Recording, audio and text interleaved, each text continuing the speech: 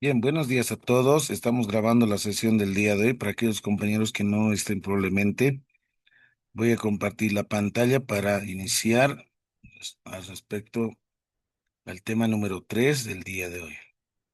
Bien, un momentito, por favor. Yo voy a compartir la pantalla.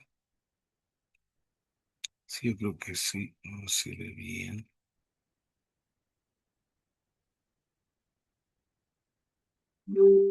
Bien, hoy vamos a hablar del tema número 3 respecto a lo que corresponde a los métodos de muestreo. Bien, probablemente tienen algo de conocimiento, tal vez no. Entonces el día de hoy vamos a tratar de fortalecer algunos conocimientos previos. Vamos a hablar del tema número 3, lo que corresponde a métodos de muestreo. Primera instancia hay que definir qué es un método. Bueno, un método se define según Rosana Barragán, aquel camino a seguir para el logro de un fin. Ese fin puede ser tangible o intangible. Roberto Hernández Sampieri y otros autores definen el método como una secuencia lógica de pasos a seguir para el logro de un objetivo. De la misma forma, se puede mencionar que la metódica, como dice, es aquella ciencia que trata o estudia al conjunto de métodos. Entonces, en el conjunto de métodos en investigación, ustedes hayan visto, existen métodos teóricos, métodos empíricos o prácticos, ¿no? Los métodos teóricos, los más usuales son el método inductivo, método deductivo, son las principales en todas las ciencias, como también de la misma forma el método hipotético deductivo, el método comparativo, el método analítico, el método sintético o el método de análisis síntesis, ¿no? Que es una combinación híbrida, o el método deductivo inductivo. Entonces hay varios métodos, o como por ejemplo el método etnográfico, ¿no? El que se trabaja dentro de lo que es la investigación científica. Al respecto, la estadística de la misma forma utilizan métodos teóricos como métodos empíricos. En caso particular, hablaremos justamente en relación a métodos de muestreo, ya sean tanto probabilísticos y no probabilísticos. ¿Esto qué significa? Lo siguiente.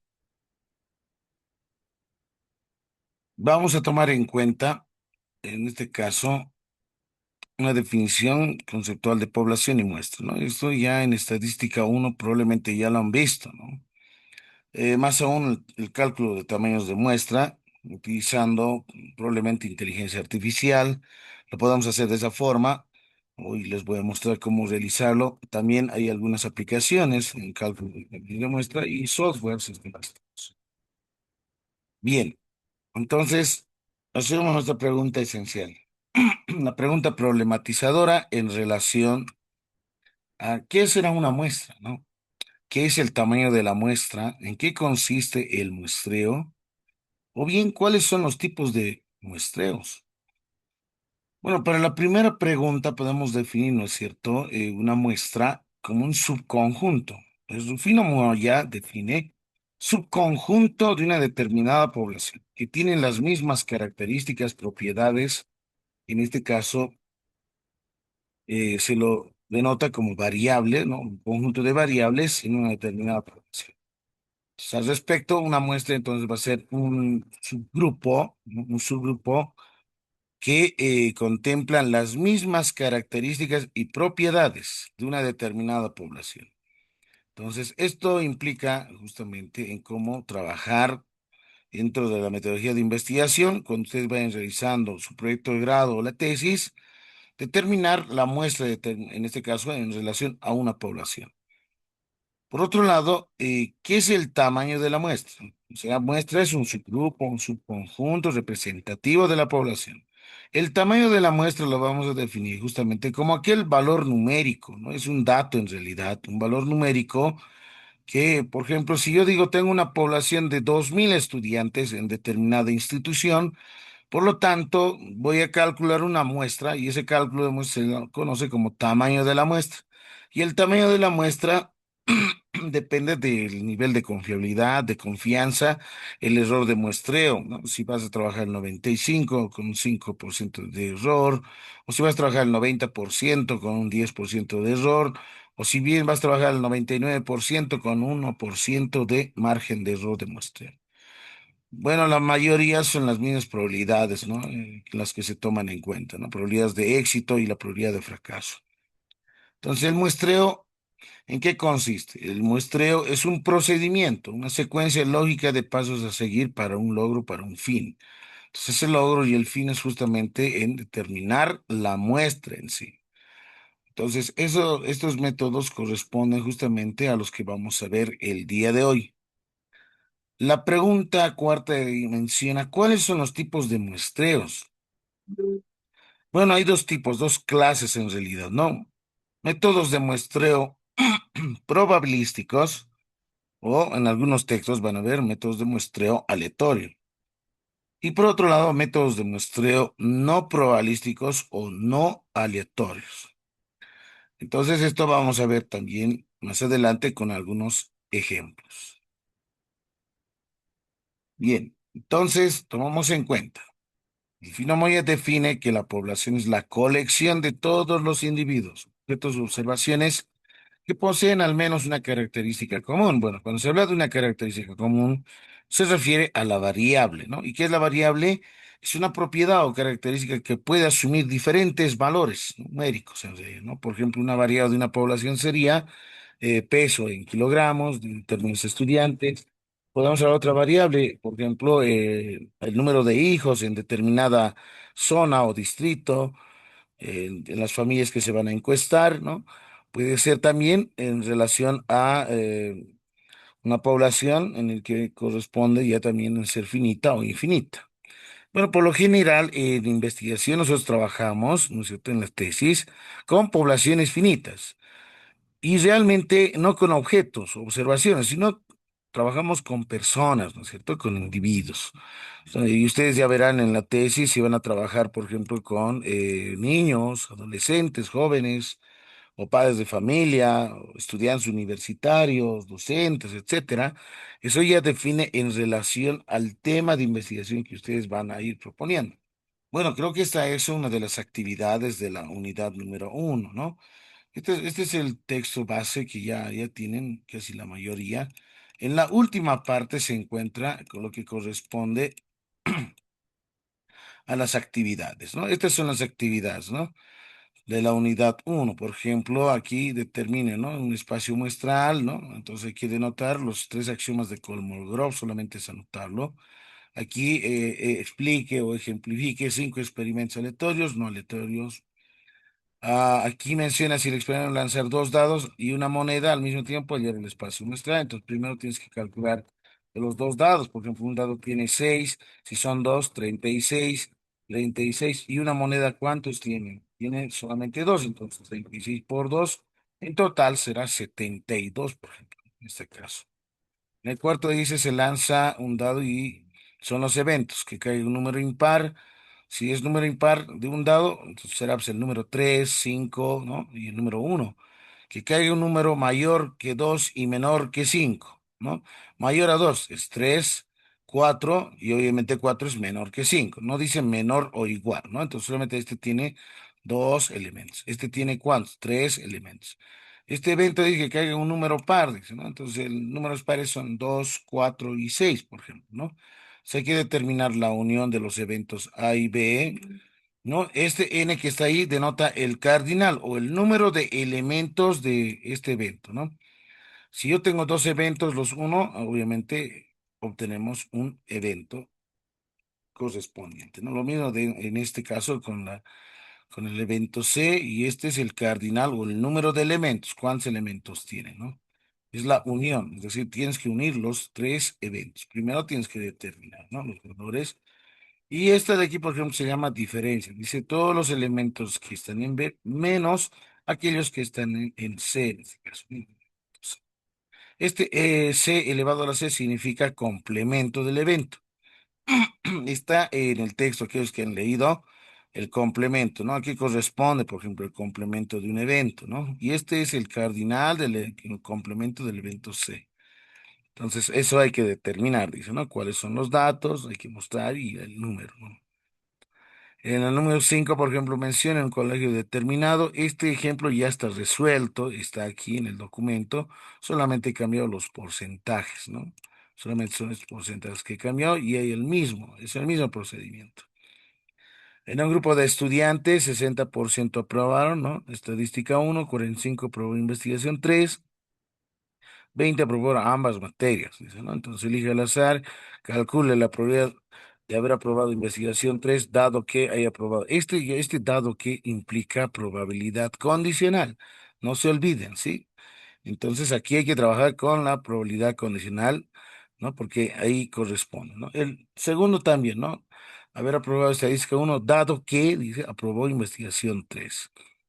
En el C, haber aprobado investigación 3 o estadística 1. Este O implica unión, ¿ya? Entonces se puede decir que esta es la probabilidad, digamos, ¿no? Del evento A unido con el evento B. ¿Y eso qué es igual? Suma de probabilidades, ¿no? Probabilidad del evento A más la probabilidad del evento B y ver si hay intersección. Y si no hay intersección, eso sería la suma de probabilidades. Entonces aquí hay que hacer un grafiquito y hacerlo, calcular las probabilidades correspondientes.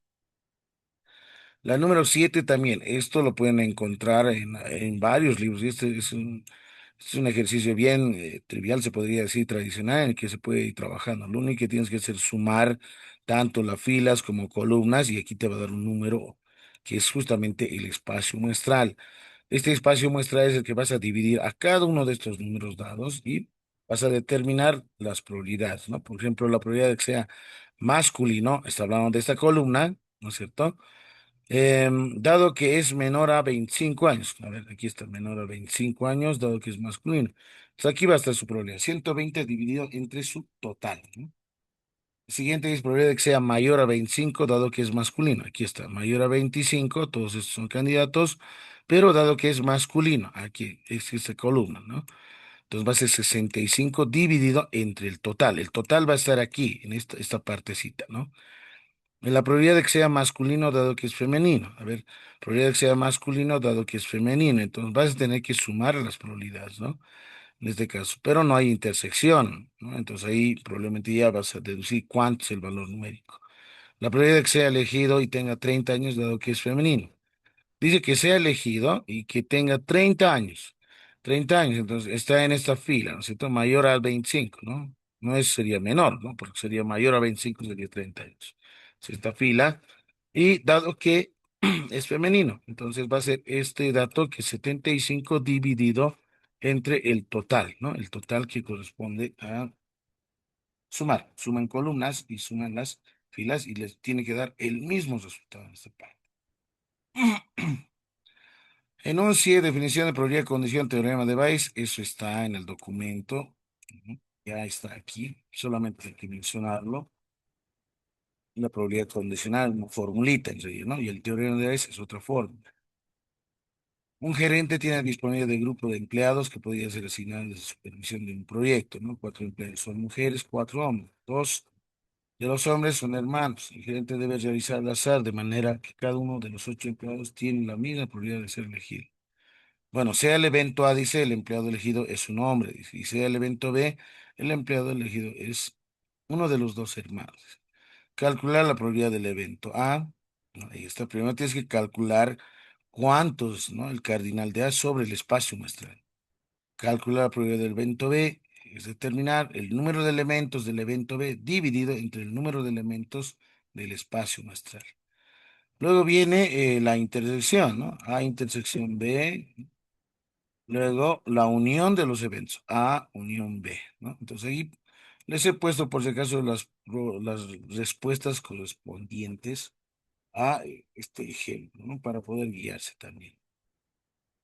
Bueno, en la carrera de educación dice, las mujeres representan 60%, 40, 30 de las mujeres, 50 hombres no trabajan, etcétera. Este ejemplo es similar al ejemplo número 6 y el ejemplo número 5. Son similares en realidad, ¿no? Solamente cambio de contexto y datos. Lo que sí hay que calcular son probabilidades, ¿no? Que sea mujer, cuál es la probabilidad de que sea hombre, ¿no? Cuál es la probabilidad de que sea mujer, dado que este ya va a ser probabilidad condicional, ¿no? Es la fórmula de probabilidad condicional tienes que utilizar, ¿no? Que sea desempleado dado que es hombre, dice. Entonces también esa es una probabilidad condicional, ¿no? Ese dado que implica probabilidad condicional. Empleado dado que es mujer, también una probabilidad condicional. Entonces estas dos son probabilidades simples y estas tres son probabilidades condicionales. Lo mismo en la empresa Coca-Cola, dice, ¿no? Existe el 20% de población y el 80% son hombres, ¿no? Entonces, el 20 van a ser obviamente mujeres, ¿no? Se sabe que 10% de mujeres y el 50% de los hombres no están. Aquí hay que hacer primero un grafiquito, un esquema, un diagrama de Venn-Euler, se le conoce. Hay que ver intersecciones y recién calcular, ¿no? Probabilidades simples, luego probabilidades condicionales. En la consigna, bueno, esa es la parte, ¿no? De la teoría de probabilidades. Ahora bien, en la consigna 2 indica responder en los siguientes ejercicios de combinatorio, ¿no? De cuántas maneras pueden sentarse 8 personas en un banco si hay 5 sitios disponibles. De la misma forma, estos ejemplos, ¿no? Miren el inciso A, B, C, D, ya están resueltos, ¿no? Ustedes tienen que ver y leer nada más el documento y seguir el mismo procedimiento, solamente hay que darle sentido lógico nada más, ¿no? Por ejemplo, en este caso, hablando de teoría, de la teoría de combinatoria, aquí está, ¿no? Aquí están los ejemplos. Hemos dicho que es el tema 2, ¿no es cierto? Van a repasar esta parte, les dije, ¿no? Entonces, la solución uno, miren, ¿de cuántas maneras se pueden sentar 10 personas en el banco si hay 4 disponibles? En mi ejemplo dice 8 personas y son 5. Entonces, ahí lo único que cambia es variaciones de 8 tomados de 5, ¿no? Y ahí los vas calculando el mismo. Este es 10 factorial, por si acaso, ¿no? Este que ves tipo símbolo es factorial, se lo conoce como el factorial de un número. Este que estoy pintando, ¿ya? Es el mismo procedimiento, ¿no? El 2 lo mismo, en una clase de 10 alumnos van a distribuirse 3 premios, habría cuántos modos se puede lograr, si los premios son diferentes o son iguales, ¿no? Entonces, hay dos soluciones, hay dos casos, ¿no? Entonces, hablamos aquí mayormente de variaciones, con la fórmula de variación. Para el caso uno, en el caso número 2 va a ser combinaciones. Combinaciones de 10 tomados de 3 es esta fórmula, ¿no? Y obviamente en el ejemplo que está en la actividad va a cambiar, ¿no? Tal vez no dice 10 alumnos, debe decir tal vez 5, 8, distribuirse 2 premios, etcétera, ¿no? Entonces, lo mismo, es similar. Lo único que tienen que hacer es ver el documento que ellos ya tienen y seguir esos ejemplos correspondientes para que puedan ustedes resolver, ¿no? También está aquí, por ejemplo, de las diagonales, ¿no? Las diagonales de un polígono se obtienen uniendo pares de vértices no adyacentes, ¿no? El número de diagonales del cuadrado y el hexágono. Bueno, ¿cómo se calcula el número de diagonales de un cuadrado, por ejemplo, ¿no? Entonces va a ser de las combinaciones de 4, porque el cuadrado tiene 4 lados, y una diagonal es la unión de dos vértices, ¿no? 4 tomados de 2. Ahí calcula nuevamente combinaciones y ahí tiene 6 uniones posibles, ¿no? Es decir, 6 menos 4 lados va a ser 2 diagonales, ¿no? Y estas son diagonales. De uno, de 2. Eso se llama diagonales, ¿no? Es lo que está determinado. Ahora del hexágono, hexágono, claramente hexa, ¿no? 6, ¿no? Tomados de a 2, porque una diagonal es la unión entre este vértice y este otro vértice. Esa es una diagonal, ¿no? Por eso es el 2 ahí, ¿no? Entonces, 6 combinaciones de 2 del hexágono, hexa, 6, ¿no? Ahí tenemos 15 y 15 menos, ¿cuánto? Voy a restar menos 6 lados, ¿no? Como en este cuadrado he restado menos 4, por eso tenía 2 diagonales. Lógicamente aquí he obtenido 15 y voy a restar menos 6 porque son 6 veces 6 lados, ¿no? Entonces va a ser en total 9 diagonales y ahí están las 9 diagonales, ¿no? Con su grafiquito más lo he insertado. Entonces ahí está, ¿no? Entonces hay ejemplos similares a estos, ¿no? Entonces esa es la teoría de combinatoria. Similares ejemplos están justamente en la actividad de la unidad número 1. Si ustedes han leído, lo han visto, pues no va a haber ningún problema, ¿no? Entonces estamos hablando de esta parte, ¿no? Del tema número 3, claramente lo dice, ¿no? Y obviamente los ejercicios de probabilidades también está. Entonces solamente hay que revisar. Eso de quién depende de ustedes que vayan a repasar nada más, ¿no? Los mismos ejemplos, los mismos ejercicios. Estos A, B, C, D ya están resueltos. Están en el mismo documento. No solamente he cambiado datos. Antes aquí decía 10 y aquí decía 4, por ejemplo, ¿no? En otro dice 10 y aquí decía 3 premios nada más, ¿no? Aquí le he puesto 5. pero son la misma forma, la misma característica, ¿no? Obtener el número de diagonales de un octágono, octágono. Entonces, octágono, ¿cuántos? Octa implica 8, ¿no? Entonces, va a ser combinaciones de 8 tomados de 2. Y luego voy a restar menos 8, ¿no? Que son los vértices correspondientes, para obtener la cantidad de diagonales. Este número, ¿no? ¿Cuántos números de 4 dígitos se pueden formar con las cifras del 1 al 6? Si se permite con repetición, esto igual ya está resuelto, ¿no? Había uno con grafiquitos, los numeritos, ¿no? Entonces esto va a ir con respecto a combinaciones y permutaciones. Entonces, como verán, ustedes tienen que ver el documento, ¿no? Para eso sirve el texto base, ¿no? Tienen que guiarse. Los ejercicios son similares. Lo único que ha cambiado son datos numéricos, nada más, ¿no? Y luego ya viene consigna 3, hablamos de tamaños de muestra, hablamos los métodos de muestreo, y ahí termina, ¿no? Por ejemplo, ¿qué tipo de método de muestreo estratificado será adecuado? Dice aquí. Estratificado, hay estratos, ¿no?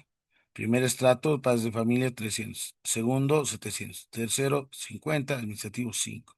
Tienes que sumar cuánto es el total y calcular, ¿no? El estrato correspondiente. Ahora, ¿qué método? Pero dice, ¿no? De estratificado hay dos tipos, por afijación simple y afijación proporcional. Cuando los tamaños así son bien diferenciados, miren, 300 a 5 es muy diferente, ¿no? 50, 700, etcétera. Trabajamos con el muestreo estratificado proporcional. En este otro ejemplo, lo mismo dice, ¿no? ¿Qué tipo de método de muestreo será adecuado? Sumas en total, listo. Miren, 100, 120, 110, 105, 115. No son tan alejados, ¿no? Como pueden observar. A diferencia de estos estratos serán muy alejados, ¿no? Las distancias, a eso me refiero, ¿no? Como son cercanos, entonces el método de muestreo será adecuado va a ser el muestreo por afijación simple, ¿no? O sea, este es más sencillo en realidad. En este tienes que calcular la frecuencia porcentual, ¿no? A eso se refiere. Muestreo estratificado proporcional. Entonces, eso vamos a ver ahora también con esta unidad correspondiente. Bien, esas son algunas explicaciones de su actividad, ¿no? De las actividades de la unidad número 1. Bien, entonces hablamos de población y muestra, ya hemos definido según Rufino Moya qué es una población, qué es una muestra. Hay dos tipos de poblaciones, población finita, infinita. Por ejemplo, la finita puedo contar, uno, dos, tres, se acabó, ¿no es cierto?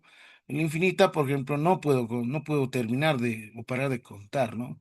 Por ejemplo, el universo es infinito, ¿no? Tiene un conjunto infinito, ¿no? De vías lácteas, sistemas solares, etcétera, ¿no? Es una población infinita que no tiene límite o cota superior cuando se va contando, ¿no? Mientras en el infinito puedo contar un primero, segundo, y al final llego al último, ¿no? Entonces puedo hacer el conteo correspondiente. En el análisis cuantitativo, en la población mayormente van a trabajar con parámetros. Se dijo, en estadística uno habrán visto esto, ¿no? Mu significa promedio o media poblacional. Sigma significa desviación estándar poblacional. Y tenemos el trascendente o proporcional. El muestreo miren, esta señalización es determinar una muestra. Hay un procedimiento, el muestreo es un procedimiento sistemático y ordenado para calcular la muestra. Y la muestra tiene estadísticos como X barra, esto se llama media muestral, S minúscula, esto es desviación estándar muestral y P minúscula es la proporción muestral. Y cuando yo tengo una muestra y trabajo con estadísticos, voy hacia el otro sentido para hacer estimación de parámetros de una población, se llama inferencia estadística. Entonces, hay dos caminos, dos vías, ¿no? Cuando tienes determinada, ¿no? Una población, calculas su muestra. Si solamente tienes una muestra, quieres hacer generalización, aplicas inferencia estadística, es decir, aplicamos el método inductivo. Esta es la tabla de tamaños de muestra, ¿no? Cuando son los niveles de confianza, ¿no? O confiabilidad. Si es al 95%, valor de Z es 1,96. Si es al 94, 1,88 es valor de Z, ¿no? Si dice al 93%, 1,81. Si es 92, 1,75, etcétera. En la práctica, ustedes han visto, miren, dice calcula el tamaño de la muestra, ¿no? 96% de confiabilidad o de confianza. ¿Qué significa? Si es 96 tienes que calcular. Mira, aquí no está el 96, ¿no? Entonces, ¿qué puedo hacer? ¿Cómo determino? Entonces, en el CD, en el DVD, está este software. En este software, ustedes van a ir a población finita y les va a salir este recuadro, ¿no? Entonces ahí, por ejemplo, puedes determinar de manera automática, ¿no? Donde están las celdas de color amarillo son los que cambias en realidad, ¿no? Los demás no hay nada que hacer, ¿no? Entonces, eso ya está en el instructivo, ¿no? Ingrese sus datos solo en las celdas marcadas de color amarillo. Por ejemplo, a ver, voy a calcular, dice, el tamaño es de 400 estudiantes para este ejemplo, ¿no? Entonces, yo puedo hacer, por ejemplo, ahí en mi software 400, ahí anoto, ¿no? 400, probabilidad de 50-50 siempre va a ser esta.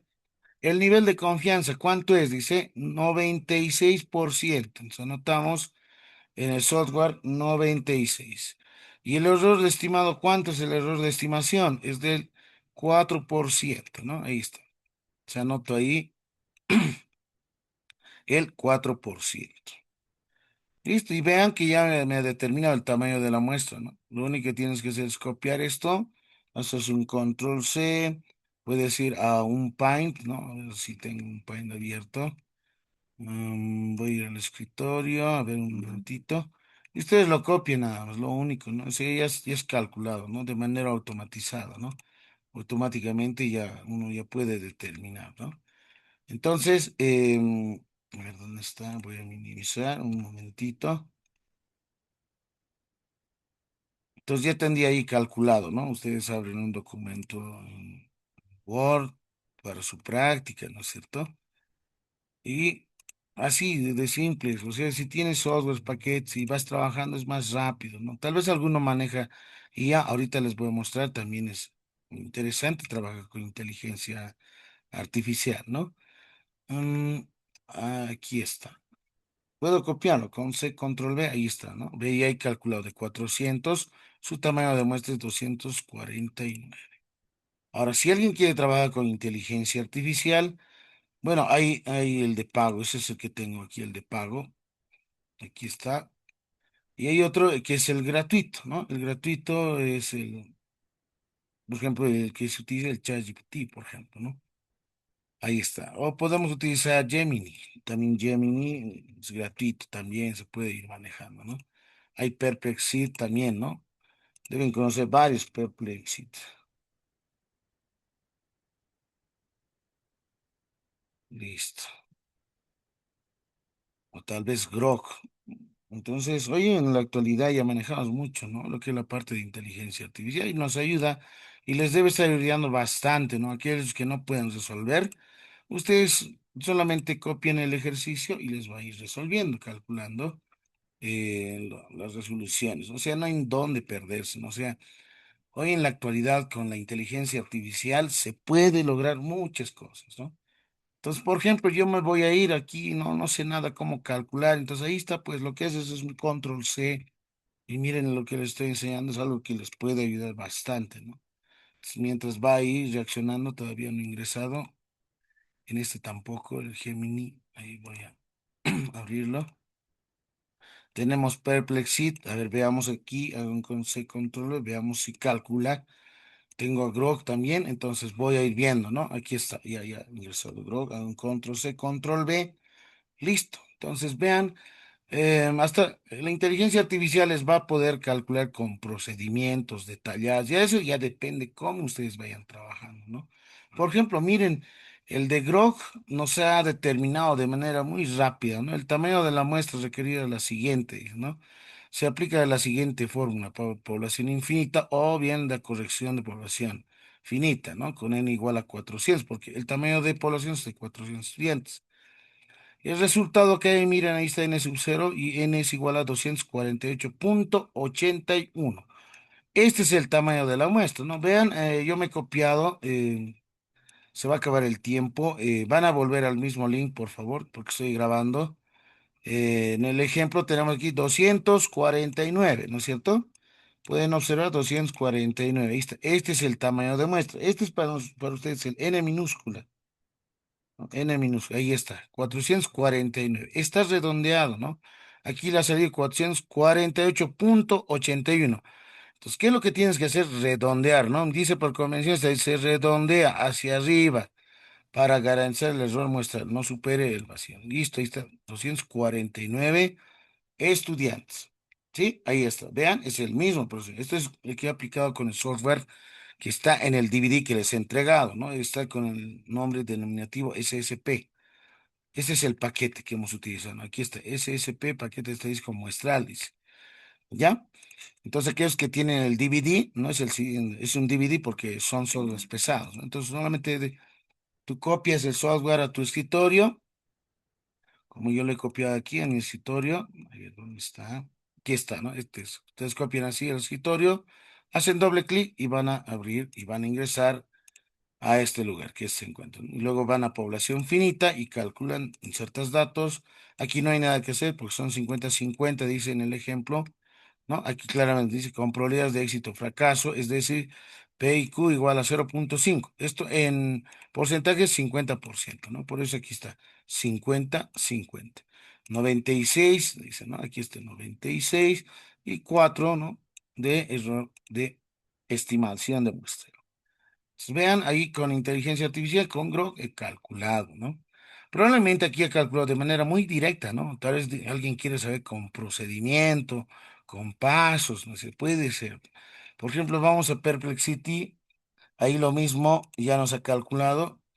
Y dice el tamaño de muestra de 249 estudiantes aproximadamente con una población de 400, nivel de 96, error de 4 y probabilidades de 50, ¿no? Ahí está.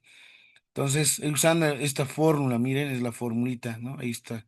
Esta misma fórmula es esta de aquí, esta, y solamente, ¿no? Esto se va a venir más adelante y esto, es decir, ¿no? En la suma, en la adición, la suma de dos números es conmutativa, ¿no? Porque si yo digo 2 más 5 es lo mismo que 5 más 2, ¿no? A eso se refiere, ¿no? O sea, no altera nada en esa parte, ¿no?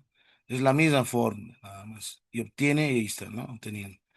Entonces aquí, por ejemplo, en Perplexity ha determinado de manera más directa, más rápida. En Gemini, a ver, veamos. A ver, voy a hacer un control C y control V y hago un enter. Esperamos. Voy a echar GPT también, ya está cargado, entonces voy esperando.